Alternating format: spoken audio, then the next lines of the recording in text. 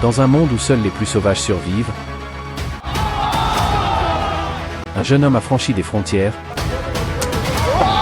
fait taire les langues et surgit avec des points tels des éclairs. Ignacio Bahamonde, le gars du Chili, n'est pas venu tenter sa chance, il est venu imposer le respect. Pendant que d'autres se perdaient dans le vacarme, lui s'entraînait en silence, sculptant son nom coup après coup. Son style hypnotise. Sa puissance terrifie. Chaque KO est un cri ancestral qui relie Santiago à l'octogone. On l'appelle la Jola. Car quand il entre, c'est le monde entier qui reste enfermé dans son art brutal. À chaque combat, il transforme la peur en beauté, la technique en impact. Comment ce jeune Chilien inconnu est-il devenu le prochain empereur du chaos? Avant de le savoir, abonne-toi.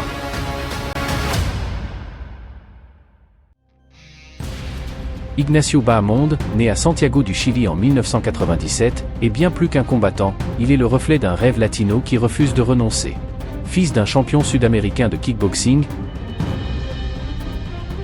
il a grandi entre les gants et la discipline. À 16 ans, il a quitté son pays pour s'installer seul à Miami, sans parler anglais, déterminé à conquérir le monde du combat. Sa carrière amateur en kickboxing fut impeccable, 3-5-0-1,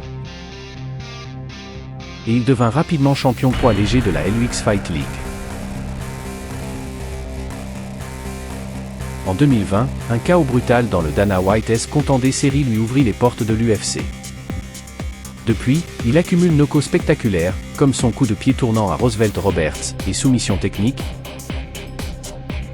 notamment le triangle sur Rangju. Son style mêle précision, agressivité et créativité, avec 11 victoires par KO et une défense de takedown à 86%. Surnommé la Jola, Bahamonde incarne le feu latino dans l'octogone. Chacun de ses combats est une œuvre d'art explosive qui relie Santiago au monde.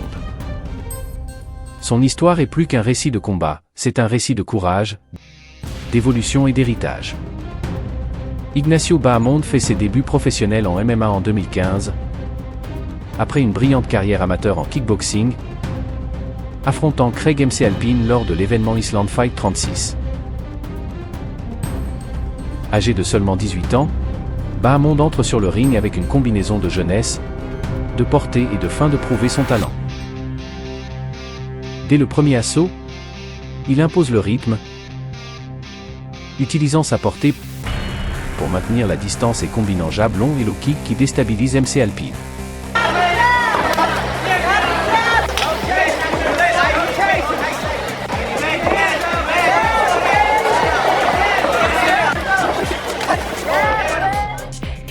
À 2 minutes 31 secondes, il porte un genou suivi d'une rafale de coups précis qui pousse l'arbitre à arrêter le combat par TKO.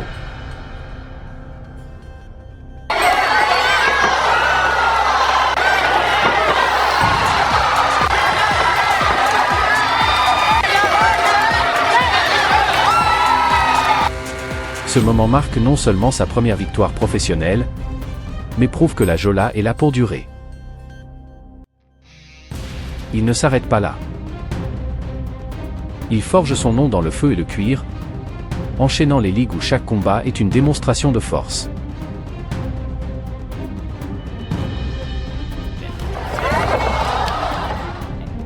Après Island Fight,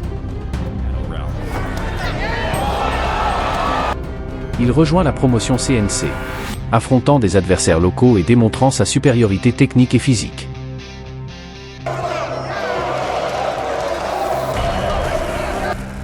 C'est là qu'il remporte son premier titre professionnel.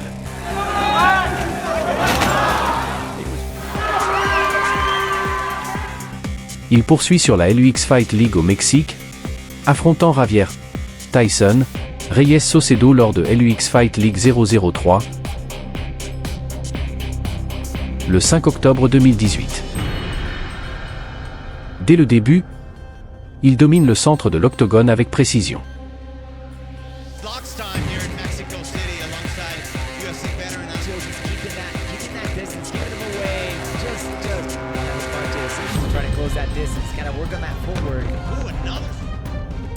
À 2 minutes 53 du premier round, il enchaîne un coup de pied au corps puis des coups de poing, forçant l'arbitre à arrêter le combat. Une victoire explosive qui annonce son arrivée sur la scène de la LUX. La Jola n'est pas là pour participer, mais pour régner.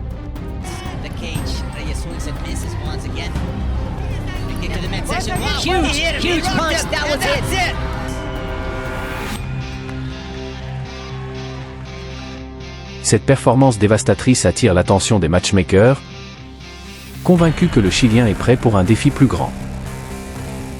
5 mois plus tard, à LUX 004, Bahamonde affronte Hugo Flore pour le titre vacant des mi-lourds. Dès le round d'ouverture, il impose sa portée et sa précision, maintenant le combat debout et frappant le Mexicain avec des combinaisons nettes qui occasionnent des coupures à la sourcille et au nez.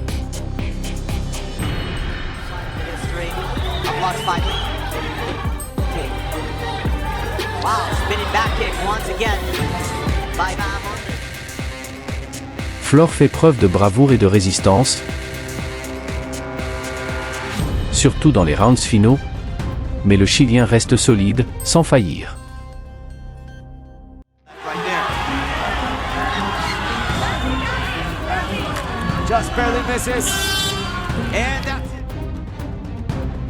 À la cloche, les juges rendent décision unanime en faveur de Bahamonde, qui devient le premier champion poids léger de la LUX Fight League. Ignacio, la Jola, Bahamonde intègre le radar du Dana White comptant des séries après avoir construit une trajectoire explosive en Amérique latine et du Nord. Il est invité à la Contenders Série 34 et affronte Edson Gomez le 4 novembre 2020. Il use de jabs longs, low kick et genoux pénétrants pour maintenir Gomez à distance.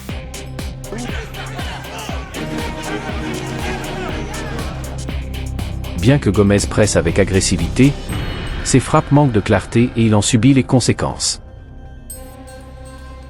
Au deuxième round, Bahamonde augmente encore la pression.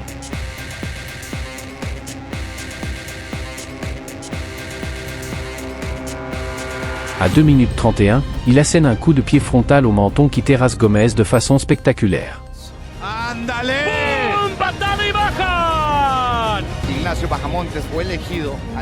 Le KO est si marquant que Dana White lui offre immédiatement un contrat UFC.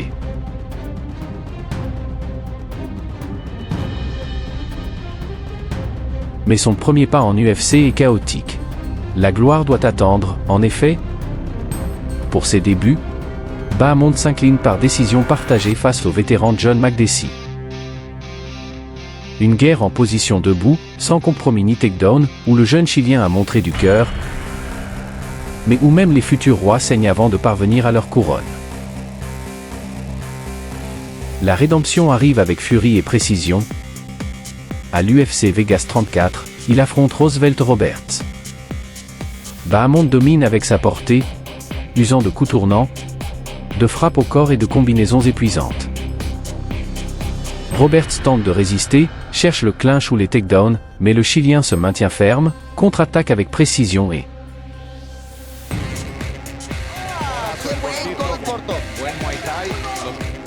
à 4,55 du troisième round, inflige un coup de pied tournant au menton qui met Roberts KO immédiatement.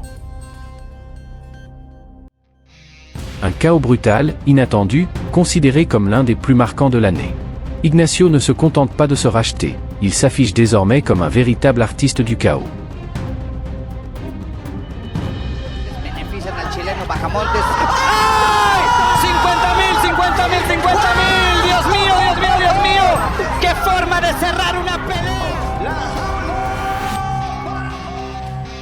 Le 26 février 2022, Ignacio, la Jola, Bahamonde a affronté Rome Jou lors de l'UFC Fight Night, Makhachev vs Green à Las Vegas. Dès le premier round, Bahamonde a imposé sa portée et son rythme, enchaînant des combinaisons impeccables et en maintenant le combat au sol. Rome a tenté de mettre la pression avec des amenés au sol, mais le Chilien a tenu bon, défendant et contre-attaquant avec précision.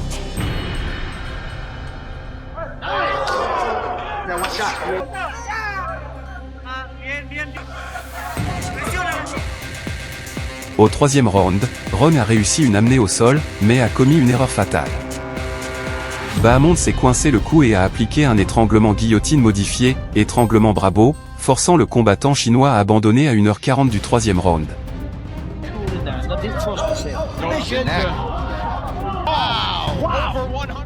C'était la deuxième victoire consécutive par soumission d'Ignacio à l'UFC. La Jola ne se contente pas de bloquer avec des frappes, il étrangle aussi avec sa technique. Sans avoir besoin d'un KO, Ignacio, la Jola, Bahamonde a dominé avec une précision chirurgicale. À l'UFC 287, il a vaincu Trey Ogden par décision unanime, démontrant clairement que sa puissance ne réside pas seulement dans ses frappes, mais dans son contrôle total du combat. 3 rounds, 3 juges, une seule vérité, la Jola règne.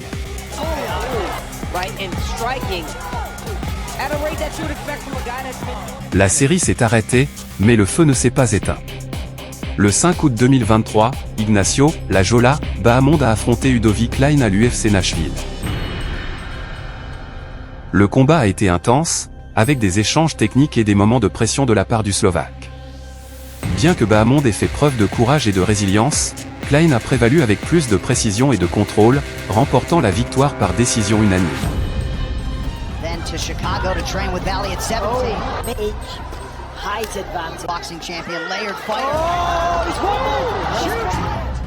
Après sa défaite contre Klein, Ignacio Bahamonde n'a pas baissé les bras. Il s'est réinventé.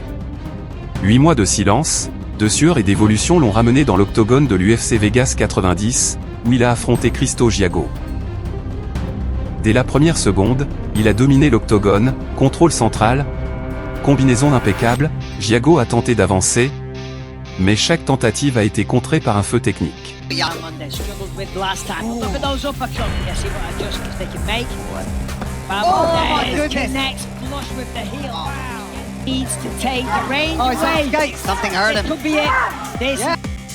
À 3 minutes et 34 secondes du premier round, Ignacio a porté un coup de pied à la tête brutale. Giago s'est écroulé et l'arbitre a arrêté le combat. TKO. Fin du silence. Début de la résurrection.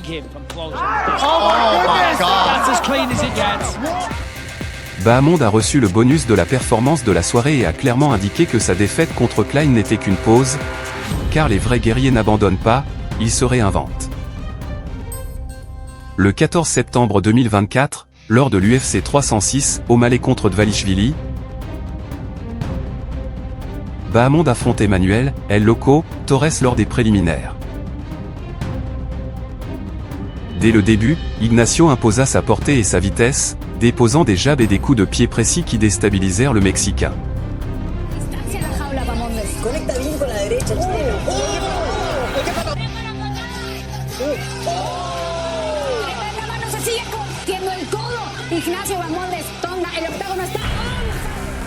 Torres tenta de riposter par la pression, mais Bahamonde le frappa d'un contre-coup du droit, suivi de coups au sol qui forcèrent l'arbitre Marc Godard à arrêter le combat à 4-0-2 du premier round.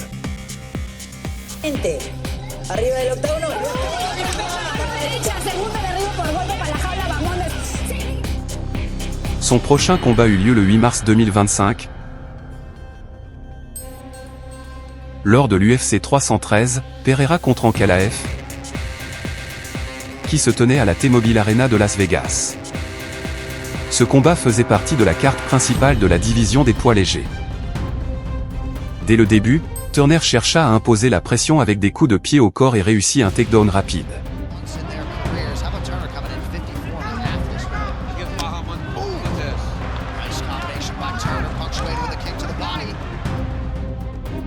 Cependant, Bahamonde resta actif dans son dos, frappant du coude et défendant intelligemment. À 2 minutes et 29 secondes du premier round, Ignacio frappa Turner en triangle depuis la garde, concluant la soumission avec précision. Turner tenta de s'échapper, mais la pression était trop forte et il abandonna, forçant l'arbitre Mark Smith à arrêter le combat.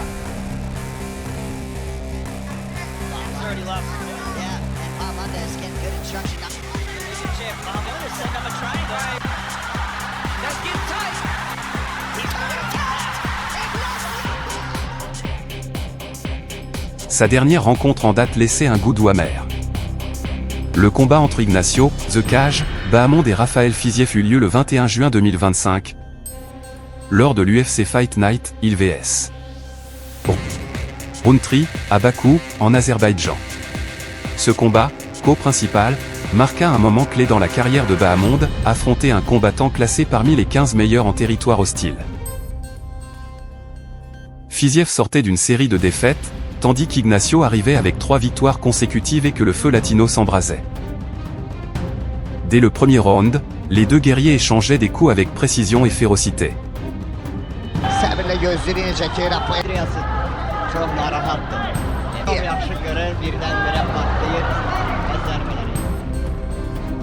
Bahamondes cherchait à imposer sa portée avec des jabs et des coups de pied tournants, tandis que Fiziev répondait par sa vitesse et des contre-coups explosifs.